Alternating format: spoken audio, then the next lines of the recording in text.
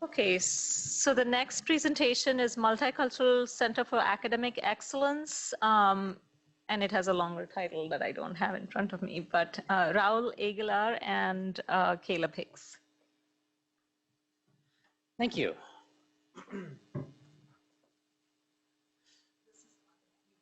Oh, sure. I think I got this one. Oh, cool. Yeah, I'm good here. I really appreciated the opportunity to get up and move around a little bit in that last segment. I regret to say that we will not have that opportunity in this next segment. So if your muscles are feeling the urge to stretch or otherwise move, please feel free to do that at your convenience. My name is Caleb Hicks. I work in the Multicultural Center for Academic Excellence. MK is the way that we pronounce that acronym. So as Raul and I are talking about MK, that's what we're referring to, the office. MK is a sub-unit within the Office for Equity and Diversity. My role is coordinating our academic support initiatives, which essentially means our tutoring and our computer lab, which is in the lower level of Appleby Hall. We have our main office there in Appleby, as well as the Circle of Indigenous Nations, which is on the 3rd floor, and we have a satellite office in St. Paul. And I'll turn it to Raul for his own introduction. Hi, everyone. My name is Raul Aguilar Jr., and I am the program coordinator that helps with a lot of our transitional experience, or MK Kickoff, as well as overseeing our engagement programs, so such as our Living and Learning Communities here. So that's a part of my role. I'm a product of MK, so a lot of these programs are a lot of my heart because it really started my college journey, especially as a first-gen student. So starting here at the university and seeing all these programs and how they've developed over time. So our plan for today is just to first go over some essential facts about MK and present some very quick data, and then we're going to do a data dive into 3 pieces of our programming. The Kickoff, which happens annually in late August, our peer tutoring or academic support program, and also the Living Learning Communities that fall under the MK umbrella. And then we'll talk a little bit about looking ahead and what kinds of changes and adjustments we can make in data collection in order to advance our goals and objectives. And then we'll conclude. And we would be absolutely grateful for your suggestions and feedback as to what various ways are that we might be able to do that. Unfortunately, the beautiful photograph of students is not showing up here, but... and I worked so hard on them. I know. Just kidding. mk.umn.edu. So the Multicultural Center for Academic Excellence, MK, is a student services office that centers Indigenous, first generation, and students of color in the pursuit of their academic achievements. Our office does focus on 3 different pillars, which is really great because they all intertwine as well. And so that's the reason why we love the programs that highlighted here within our outreach programming are MK Kickoff, which is transitioning students before Welcome Week into the university, which is an optional experience. Our VIP Leadership Retreat, where we actually partner with the Office of Admissions, so students that are actually high-achieving high school juniors going into their senior year, developing that relationship, so that high school pipeline relationship. And these are just some of our programmings, our engagement programs, our Living and Learning Communities. MK oversees 5 Living and Learning Communities on campus. And our ambassador program, so leadership development there, and our student success, so our one-on-one peer tutoring and our celebration of achievement, so graduation. So just some very quick data points, I think. Let's see. I think some of this is getting... It got cut off. Yeah, okay. So I'll just say verbally some of the things that are not visible there on the slide as well. So here, what this slide is showing is just a very brief snapshot of some numbers from the 2018-19 academic year.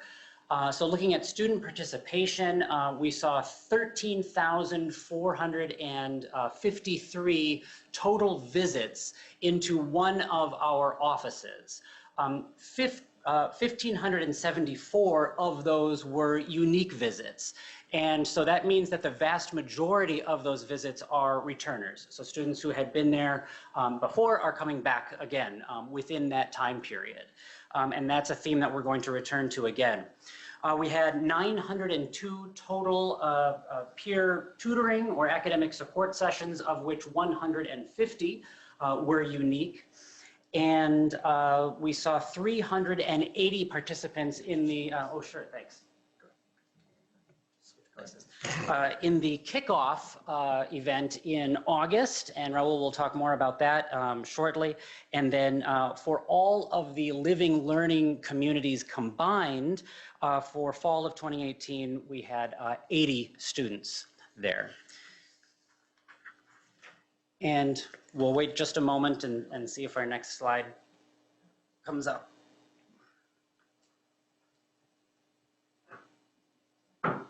Oh, there's the photo. Yay. Yep. We're one slide before. Yeah.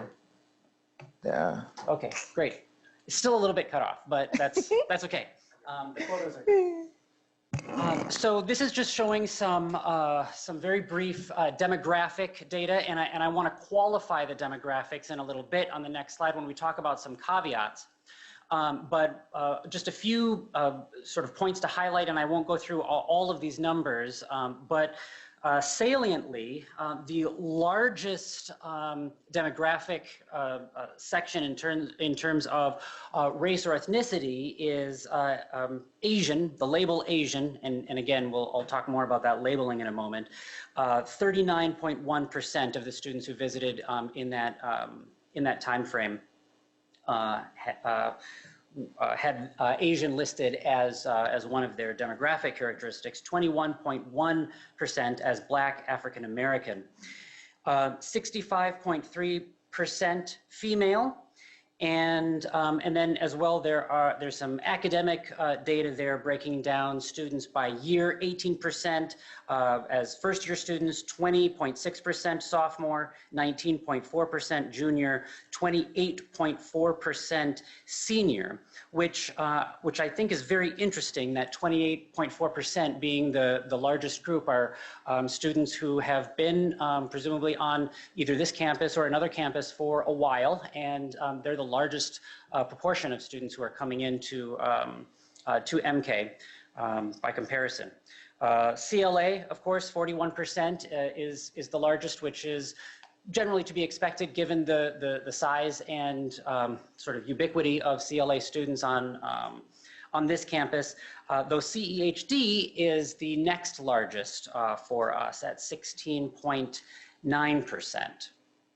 So again, this is really just to give a snapshot of the students that are coming in to one of our offices. And I promised some caveats about this data. So what you were seeing on that previous slide and what I was just now talking about is data that is captured via U-card swipes in our offices. So U-card swipes are useful and also have drawbacks. The main drawback that we recognize is that they capture only a portion of the students who are actually coming in, because we know that there are people who don't swipe. There are other ways of getting into our spaces that do not have one of the swipe terminals. And so, we know that the space is visited by students who are not being captured in that way. Another way that the U-card data is somewhat restrictive is that it is pulling this demographic data from ultimately from PeopleSoft and then from A+, which is the tool that we use to actually do our data collection. So I probably don't have to tell the audience here that these demographic labels by themselves are deeply flawed and problematic in all kinds of ways. So the label Asian, as I said earlier, is so large and in and of itself diverse of a category that it is almost meaningless as a label for us to use demographically.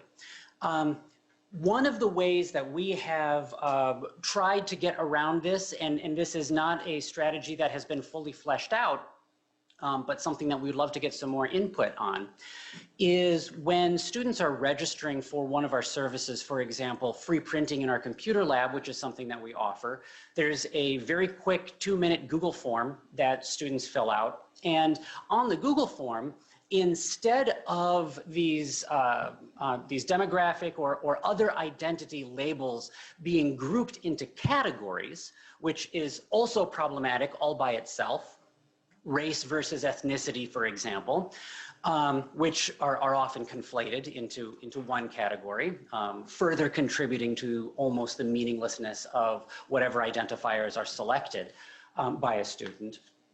What they see on the form is a gigantic alphabetical list of identities, possible identity labels. They are constructed in such a way so that students can select whatever label is meaningful for them. There is zero conflation of those labels on that form. So for example, that form does not say Black/African American. Black is one possibility. African American is another possibility. East African is another possibility. So is West African. And there are lots of other possibilities besides. In addition, there are identifiers for gender, for sex, for sexual orientation, and lots of other things besides. Religion, socioeconomic status, and the list goes on. So this is one strategy that we have tried to employ in order to combat the sort of frustrating, not totally uselessness, but bordering on uselessness of the preformed category labels and boxes that we are sort of given. So I talked about the second 2 bullet points. Coming up to the first one, some of this data is very new. And I would like to qualify it at the beginning to say that it is largely preliminary. We have had a lot of changes in our office within the last several years. So some of our programs are brand new and we don't have data that goes back very far on them. For some others, there have been such significant changes that any data that was collected previously isn't comparable to the data that we're collecting now. So in many ways, this gives us the opportunity to start afresh and really think critically moving forward about how we're going to be collecting data starting now in a way that 5, 10, 15 years from now is going to continue to be useful for us. And then finally, statistical analyses have not been applied. So what we're going to be talking about are basic percentages, and we haven't gone deeper than that. We would love to be able to go deeper than that at some point in order to allow us to pull out some richer interpretations of the data, but that's going to be a conversation for next time. Oh no. And what we're talking about, especially with the significant changes, but then also the changes of this particular program, the MK Kickoff. We had a very large year last year of we had a cap it at 500 students to come in. And that's the 2018. And that's the 2018, sorry. Our fall 2019, this year, we had 380 registrants that came in, with 316 that attended our first year, our kickoff. And the only limitation on this one was spacing on campus, unfortunately. And this program particularly had an evaluation that was completely outdated. So we actually had to look over and redesign and work with our transition office on campus to figure out how this evaluation was going to be looking like. And we also strategically and really took a deep dive into looking at what is the program look like? What does the curriculum look like? I was one of the ones for our office that overseen our Multicultural Student Success Committee listening sessions, so the MSSC listening sessions. And I took a lot of those words to heart because I was hearing the challenges and the barriers of students. And so we designed the curriculum this year to really look at how do you navigate a predominantly white institution, getting to know the University of Minnesota. How do you build a campus of resiliency, right? And so the curriculum and all of our ambassadors were trained on navigating these dialogues, getting to know, to build community on campus. And we were able to finally get that data back now. And looking at it is really remarkable. Roughly about 95% of those that took the evaluation this year loved it. There was a few that said, wow, those were some deep conversations. We weren't ready for that yet. But this is the conversations that many of the students from the listening session said, we wish we had known this before going into Welcome Week. We talked about what was that transition from the MK Kickoff to Welcome Week. It was a culture shock were many of the words and the feedback. We wish that we had known that this was going to be the experience. But we worked with our transition office because typically how that works is that we do the 2-day immersion experience before Welcome Week, and then we're done. So this year we looked at it as how do we put our kickoff within Welcome Week as well. So almost every day our ambassadors had a strategic role in building community, which we are seeing a very strong year this year because it went in from our fall 2018, we had roughly about our first week visitors, about 555 students came to our office the very first week. This year, we had 727 students. So even with a smaller program, but with our office implemented within Welcome Week and all of the students seeing we have folks just like us here on campus. We have folks that can talk to us, navigate the space with us. We've seen roughly about a 31% increase, even with the smaller team. And with that, we had 302 students, first unique visits, 2018. 2019, we had 425 new students, unique visitors come through our office the very first week. Do you want to talk about first month? Well, it's essentially the pattern continues over the first month. So just as Raul said, between the 2018 and 2019 first weeks, where we saw a dramatic increase in the students who were attending over that first week, that trend continued in the first month. So comparing the number of visits that we had during the first month, September 2018, comparing that to 2019, we saw a 16.2% rise of visits into our center as compared to the previous year. So one of the things that tells us is that the changes that we had made in terms of the programming for our kickoff event were working. They were getting through and getting students into our space. Mm-hmm. Anything else to add? No. Move on. So I'm going to spend a few slides talking about our academic support or peer tutoring initiative. And I'll just very briefly summarize this by saying that the orientation that we in MK have toward academic support is what we call anti-racist tutoring. So in other words, we are very concerned with identifying the implicit assumptions and methodologies that often are replicated in academic support that reinforce systems of power and privilege from the greater institution. And by identifying those, we are attempting to come up with strategies to actually push back against them. So in other words, it isn't good enough for us that we are not contributing to a problem of racism. We're not contributing to a problem of white supremacy at a predominantly white institution. Rather, we want to be reorienting our mindsets, our practices, our day-to-day behaviors in such a way that actually pushes back against those things. And so that's what I mean by anti-racist tutoring. So just some really quick numbers. We had 902 total visits over the 2018-19 academic year. 83.4% of those were repeat visits, and that's good. So I want both of those numbers to be really high. If the number of repeat visits is very low, what that says is people are coming in once and then not coming in again. And so what this pie chart shows is a representation of the number of times people were coming in.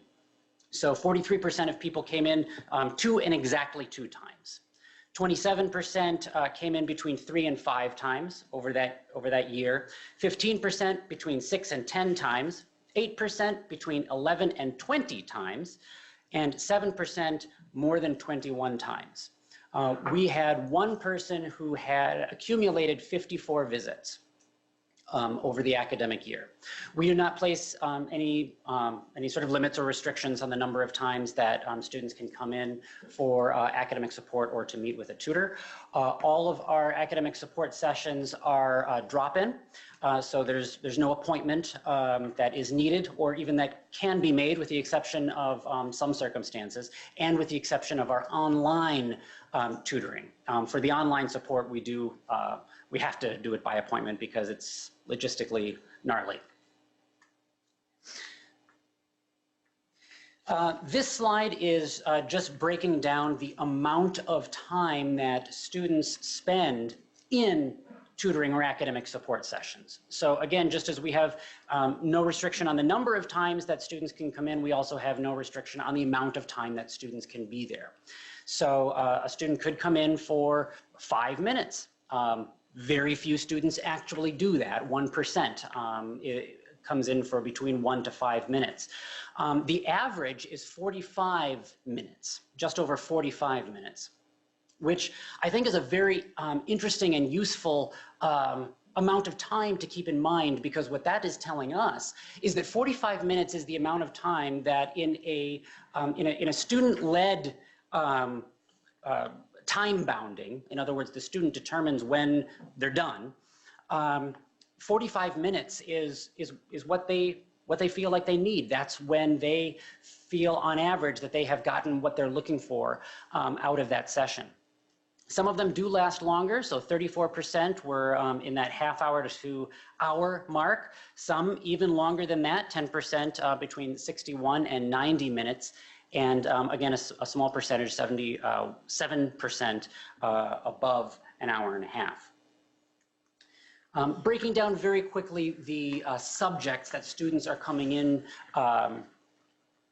for support for, you can see that we offer quite a number of content areas, though these are not proportionally represented in actual visits. So the major STEM disciplines, biology, chemistry, physics, math, we offer support for those. We offer support for a variety of languages: Spanish, Korean, Mandarin, Japanese, and as well as writing and statistics, computer science, business courses as well.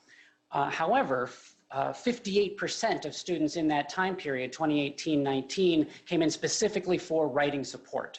Now, writing support can mean writing a term paper. It can also mean a lab report.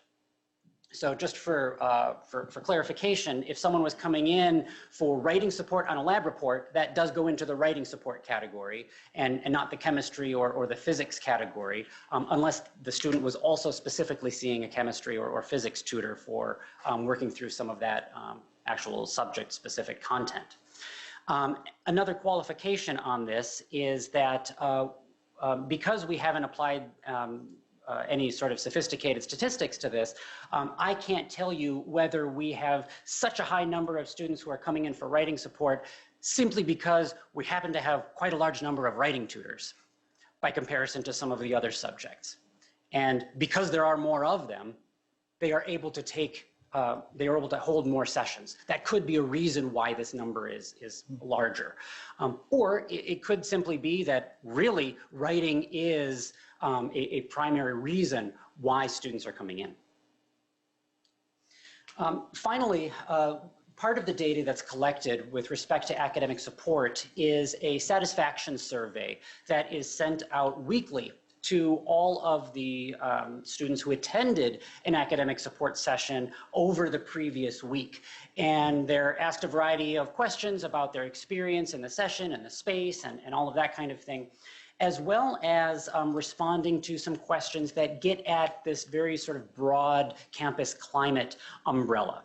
So what I've done on the slide is numbered each one of these columns, starting on the left as you're facing the slide, 1, and then going up to 5. And then under the heading of campus climate, 1 through 5 lists what those specific statements are that students were responding to when they completed this survey. So for example, the first one says, visiting MCAE academic support increases my confidence about school in general. And then so if you look over to the column 1, you can see there the blue on the bottom represents the strongly agree, and then the green, which is not very heavy there, represents agree, and then there's sort of a yellow gold representing meh. And orange, I guess it is, that is disagree, and red is strongly disagree. So this was one way that we were attempting to get at some of our efficacy with respect to responding to campus climate concerns. MCAE academic support increases my sense of belonging on campus. So that's what you're seeing there in column 2. One thing I'd like to highlight is number 4. Number 4 says, it is important to me to have consultants who have identities similar to my own. Now, this is a very important concern for us because one of the things that we are told anecdotally by students in MCAE is when they walk into any space on a predominantly white campus, what they see is, quote, a sea of whiteness. That phrase, sea of whiteness, is repeated over and over and over again. And that is one of the primary reasons that students give for not wanting to go into those spaces, that sea of whiteness. And so in asking this question, what we're doing is trying to think about what is it that we can do intentionally with regard to our hiring practices so that the space that we are providing is not that sea of whiteness kind of environment. And so one thing that I find very interesting about this particular point is that you can see that the blue, the strongly agree, is quite high. It's something like 70%, or actually that's not percent, it's 70 units, higher than any of the other ones. So the strongly agree respondents were the highest for this question than they were for any of the others. But the number of meh responses was also the highest for this as compared to any of the other ones. And that's a very interesting sort of a contrast or reveal from this. And that, so what it tells me is that there are some students who feel very strongly that having a tutor or a consultant that has identities similar or identical to their own is very important. And there are other students who feel quite strongly that it's of meh importance.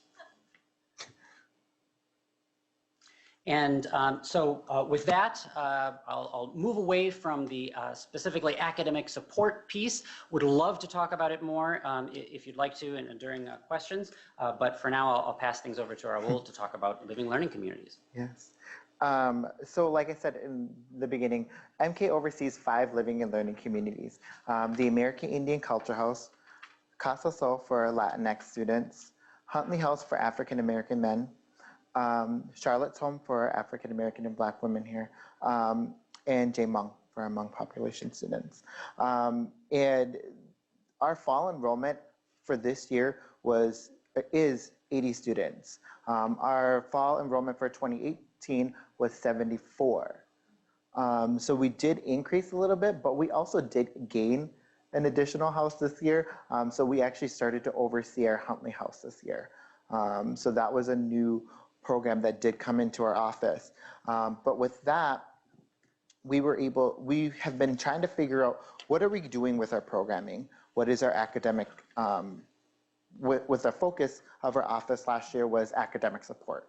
So our primary goal was to make sure that our students are being successful in retaining our years. My program is the American Indian Culture House, so that's my main focus, but I do help with the program coordination of the rest. So our data right now does show the 4, just because Huntley is new within our programming. And one of the initiatives, and we critically looked at our curriculum, and what we did is that we developed that students with the Living and Learning Community do take an academic course their first semester. And in the second semester, they actually implement what they learned from the course into a leadership component. So what are they doing in showcasing things, what they learned. And so our American Indian Culture House, one of them that I'll talk about for an example, takes Indigenous perspectives.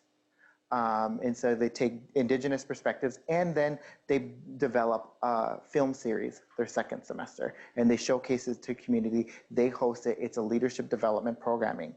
And within this, we also develop study night initiatives, because we really want to make sure that our students are focusing on their academics.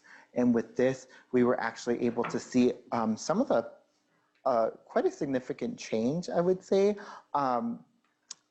Our fall GPA per houses right there were lower than, and it's only because we had different populations. So Charlotte's Home, significantly high because of the population, and because they weren't in it. But our fall GPA overall for the MK LLCs for 2017 were 3.1. When we started to implement the study night initiatives and our curriculum, it jumped to a 3.3 and above the non-LLC programming on campus. So we started to see a completely different environment within our programming, and students very much so utilizing our support services, feeling comfortable within going into our academic support. So we were able to tailor a lot, like, what are the courses you're taking? What are some things that you're struggling with? All of us were able to do one-on-one advising to really kind of get to know our students in our living and learning communities, and kind of really break down those barriers and talk to them about what they're looking for support. So that helped with a significant increase within our LLC GPA programming. And now we're hoping to get up there with all the other LLCs there, on campus. So as we reflect on what we have been doing and how we're going to move forward, just a few of the bullet points that we have identified as priorities for us. First, as I mentioned earlier, develop some kind of data collection strategies that give us informative demographics. So that means getting away from these almost meaningless boxes of Asian or Black / African American, where these category labels are conflated, and even where they are put into broader category boxes in the first place. Like, oh, here's the section where you're filling out race and ethnicity information. Here's the section where you're filling out sex and gender information, or however that looks.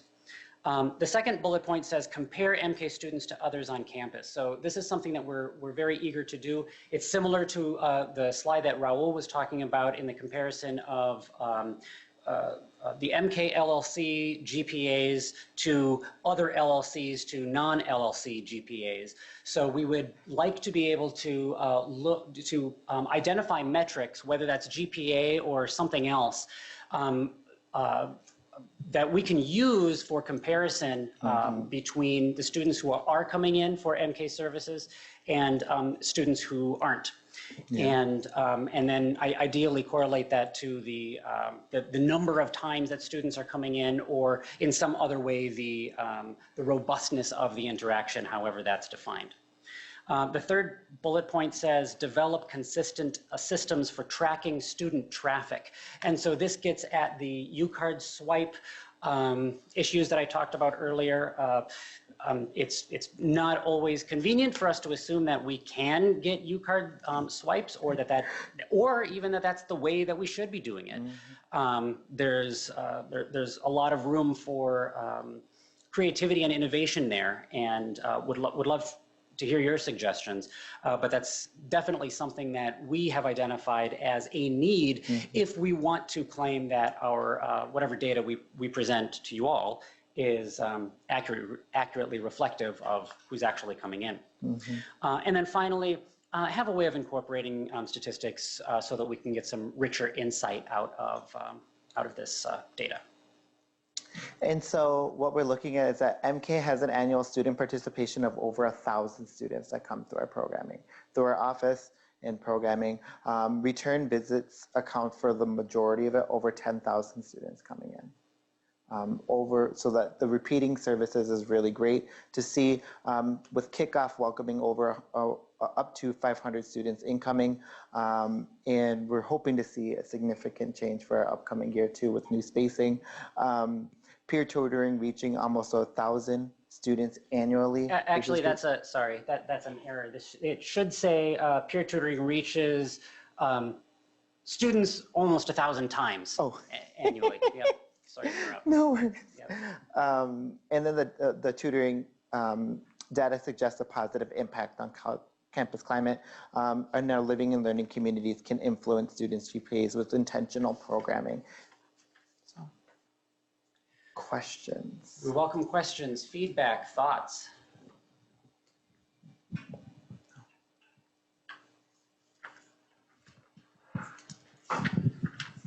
Hi, I'm interested to hear more about the anti-racist tutoring that you mentioned. Like, could you give some examples of what that looks like? Sure.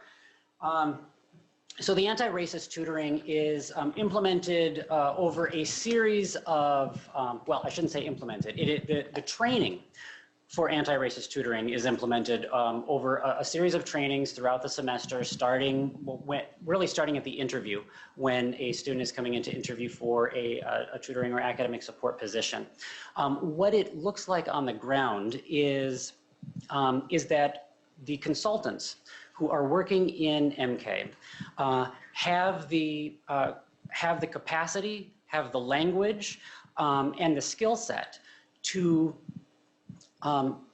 converse with students who are coming in about the landscape that exists on this campus, and that they, consultants or tutors, are modifying their own behaviors or practices in a way that reorients their own mindset about what they're doing. And I know that sounded extremely general and broad. So let me give an example. For writing support, for instance.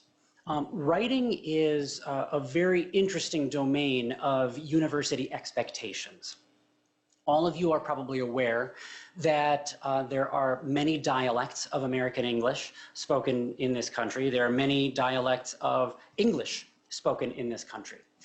And students who are coming into the university, if they're first generation, sometimes this is an absolutely new and bewildering expectation that there is one specific and particular American English variety that is expected to come out of everything that they turn in.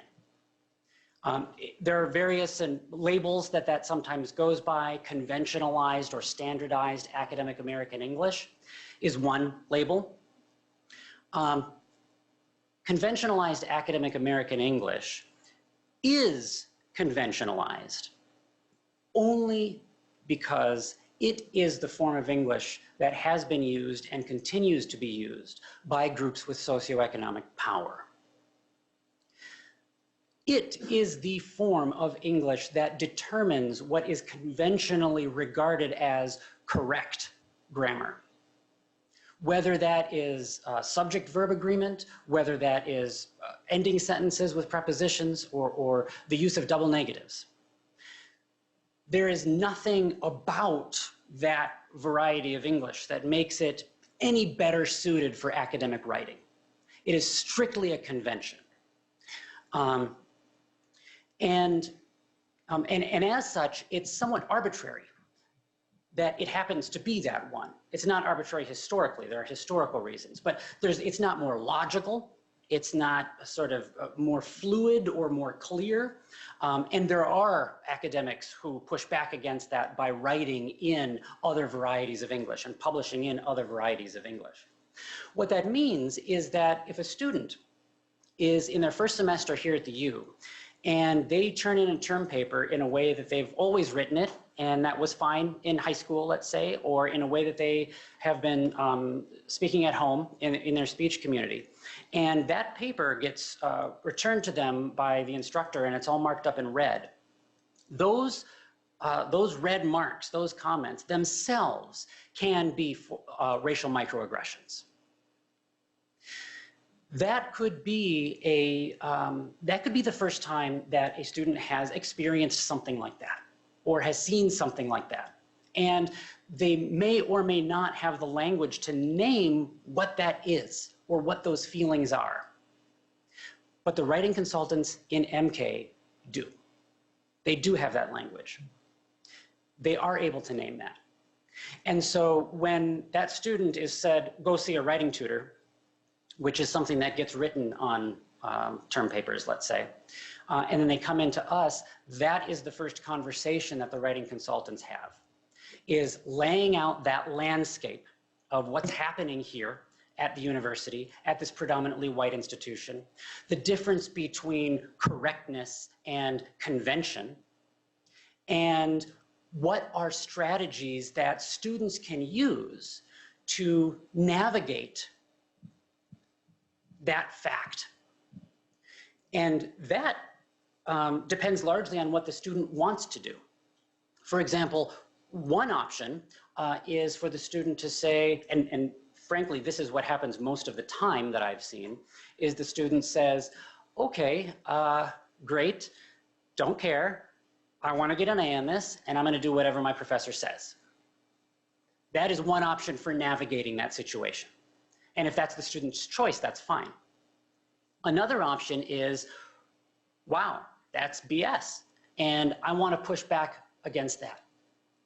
Can you help me find ways where I can use language as a self-identifier and leverage my identity with it? And sometimes students choose that too, and that's a whole other conversation. But in the domain of social learning theory, which is sort of the broad theory that informs the way that we approach tutoring, this is what we call extending the community of practice. So a writing consultant is not there saying, you know, here's what I know, or here's the right way, or here's the grammar, and this is how you should do it. But here's what the landscape is like. This is the reality of this institution that we're in, and here are some strategies that you have for navigating this reality. Let's together collaborate on this piece of writing that you have done so that you leave here satisfied and feeling empowered about your own product. That's what we mean by anti-racist tutoring.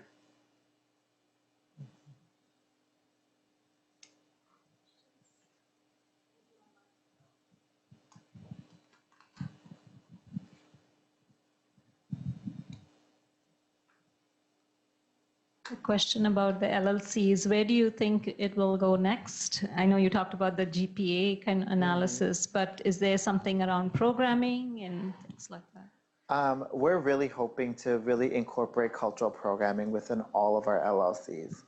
We started it with our American Indian Culture House, where all of our students are actually required to complete a cultural project. So some of them have been making moccasins, beaded earrings, ribbon skirts and ribbon shirts is what we were making last night, but it was to bring our identities within our programming and structure so that our students are able to navigate identity programming through our office, and our students are really loving it. It's built a center of community. It's brought past leaders to come back in to our space to help mentor and coach and teach our students. And a lot of our students, especially within the American Indian programming, either know that they're American Indian and don't know that is it. That's all they were taught. They just said that we're just American Indian. And then some who very much grew up in their culture.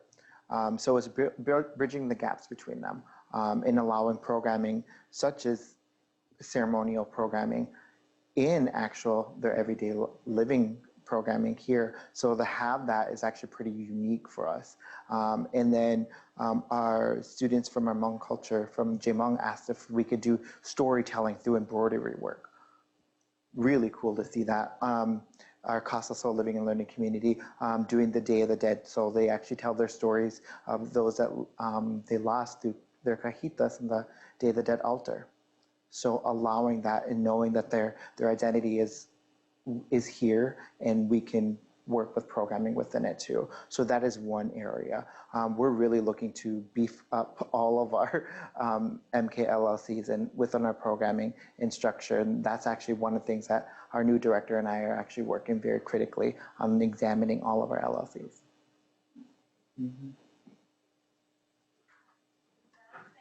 All right, thank you. Yes.